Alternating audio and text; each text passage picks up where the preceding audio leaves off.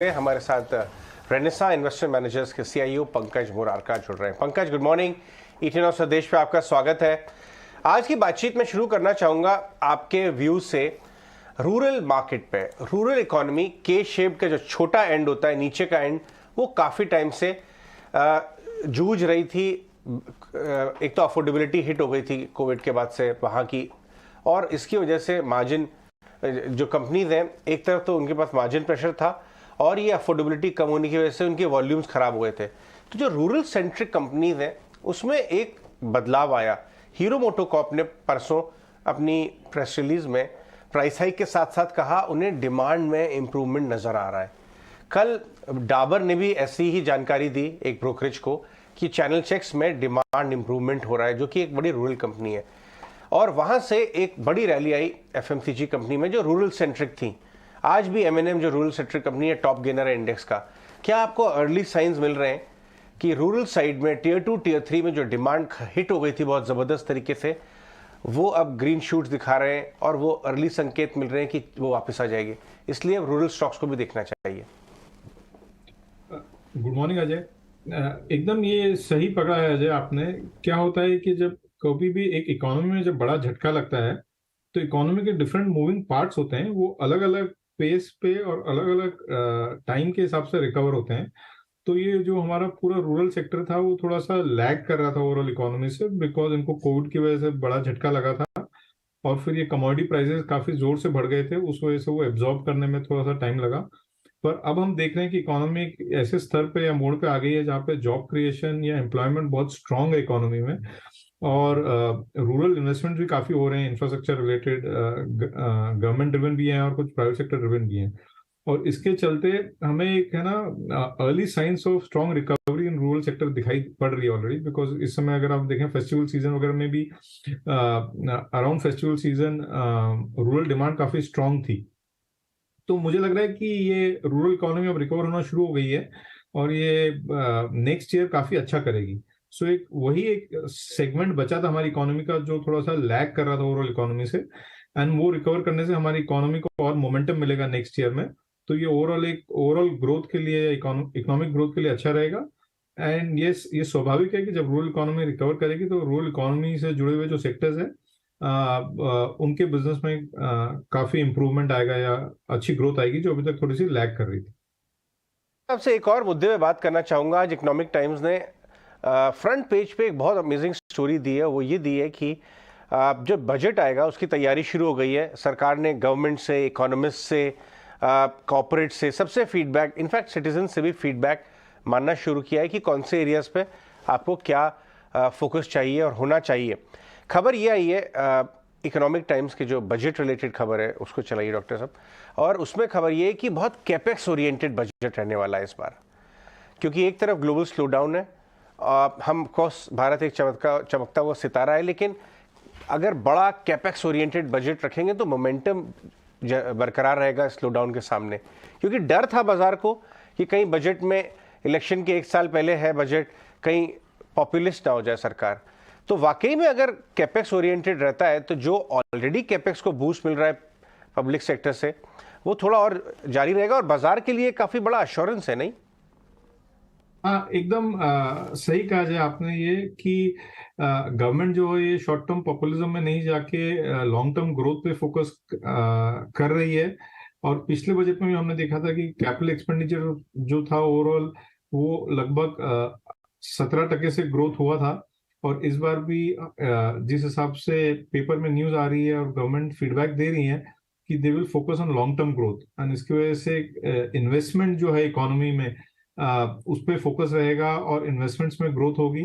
Investment में growth होने से एक इकोनॉमी को लंबे समय तक काफी फायदा होता है, बिकॉज क्या होता है कि हम एक एसेट्स क्रिएट कर रहे हैं इकोनॉमी में। गवर्नमेंट अपने खर्चे से उसको खाली कंजम्पशन में नहीं खर्च कर रही है बल्कि एसेट्स क्रिएट कर रही है जिसका देश को और इकोनॉमी को लंबे समय तक फायदा मिलता है। और क्योंकि प्रोजेक्ट्स लंबे समय तक चलते हैं तो उनका ग्रोथ मल्टीप्लायर जो रहता है वो काफी सारे डाउनस्ट्रीम सेक्टर्स में भी फील होता है। सो आई थिंक, और एक हम ऐसे इंडिया एक कंट्री एक ऐसे मोड़ पे है जहाँ पे पूरी दुनिया अगर आप देखें तो वहाँ पे ग्रोथ के चैलेंजेस हैं या रिसेशन है नेक्स्ट ईयर।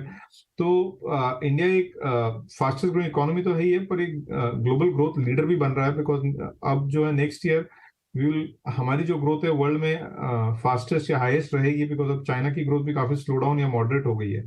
तो ऐसे समय में सही तरीके से हमारे फिस्कल पॉलिसी को चलाना और लॉन्ग टर्म ग्रोथ पे फोकस रखना, ताकि हमारी ग्रोथ ये कंटिन्यू रहे यहाँ पे, ना कि 1 साल या 2 साल ग्रोथ होके फिर स्लिप हो जाए, ये बहुत जरूरी है। एंड आई थिंक ये जो गवर्नमेंट का फोकस है कि केपेक्स ओरिएंटेड या इन्वेस्टमेंट ओरिएंटेड एक्सपेंडिचर पे फोकस करें ताकि लॉन्ग टर्म ग्रोथ सस्टेन रहे, तो इससे मेरे हिसाब से हमारी इकोनॉमी के लॉन्ग टर्म प्रोस्पेक्ट काफी सुधरेंगे।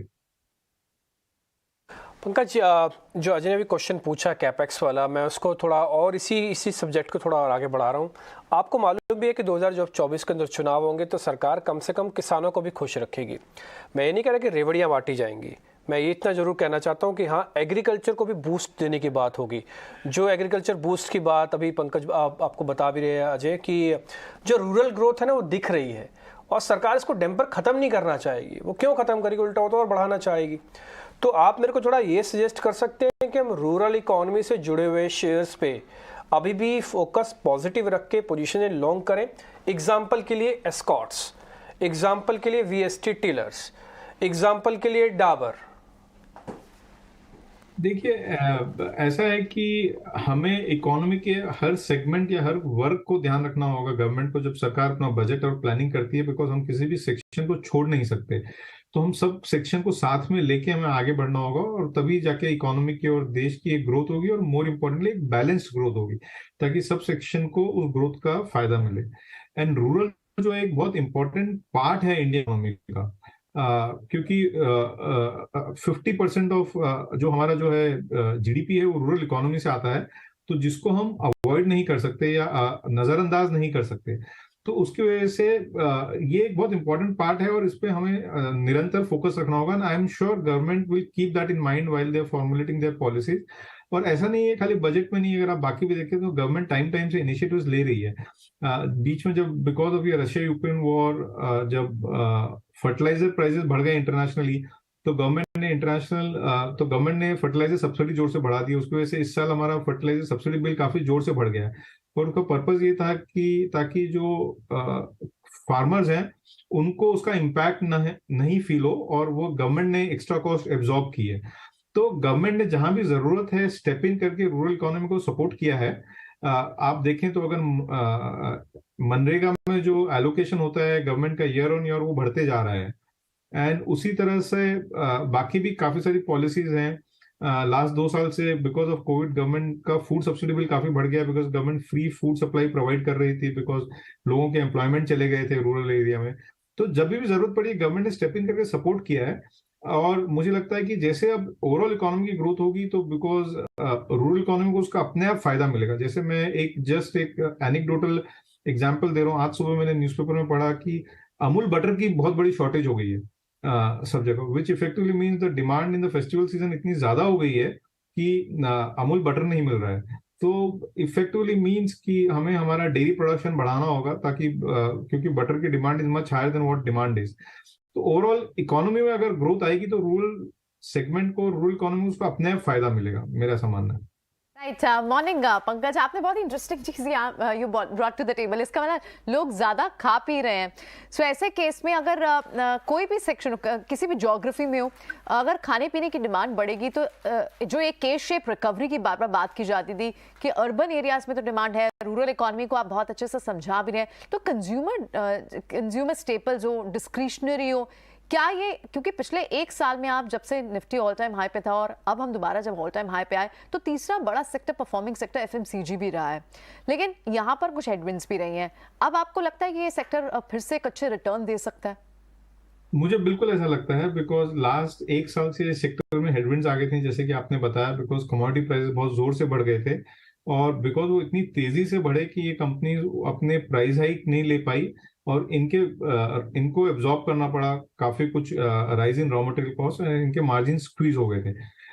फॉर एग्जांपल ब्रिटानिया कंपनी से मैं कुछ समय पहले बात कर रहा था, तो उन्होंने बताया कि उन्होंने लास्ट 15 महीने में 22% प्राइसेस बढ़ा दिए बिस्किट्स के, एंड उसके बावजूद भी वो पूरा जो उनके रॉ मटेरियल की प्राइस इंक्रीज है वो कस्टमर्स को पास ऑन नहीं कर पाया, बिकॉज व्हीट, शुगर और ये सब कमोडिटीज के प्राइसेस इतने जोर से बढ़ गए।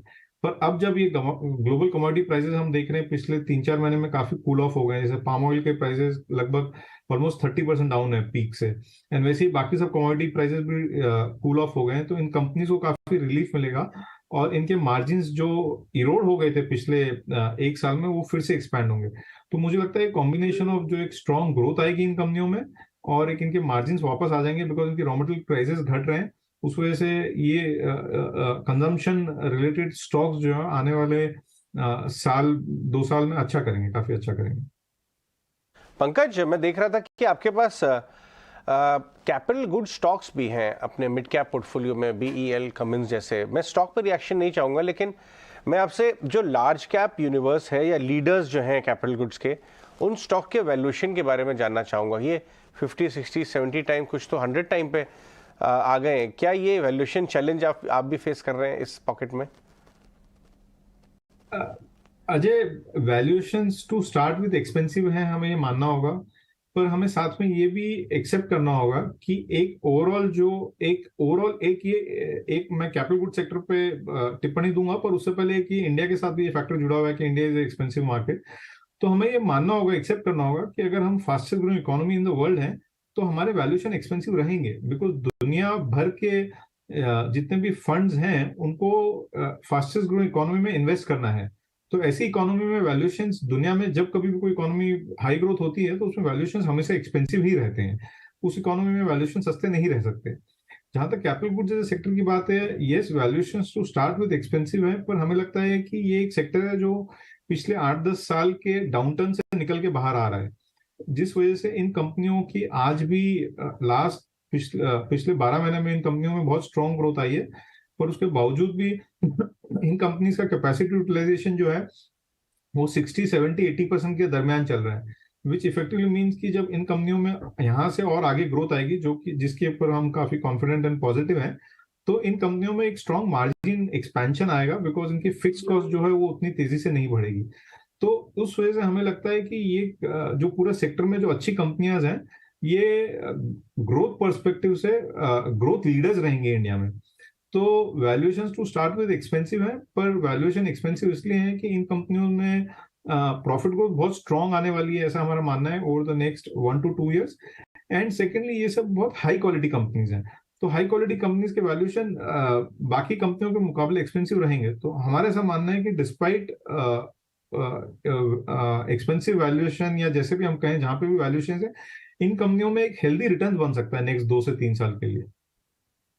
बिल्कुल, बाजार को भी ऐसा ही लगता है, इसीलिए वहां पे कॉन्सेंट्रेटेड बाइंग रहती है और वो कभी सस्ते मिलते नहीं है। बहुत बहुत शुक्रिया आज हमसे बात करने के लिए।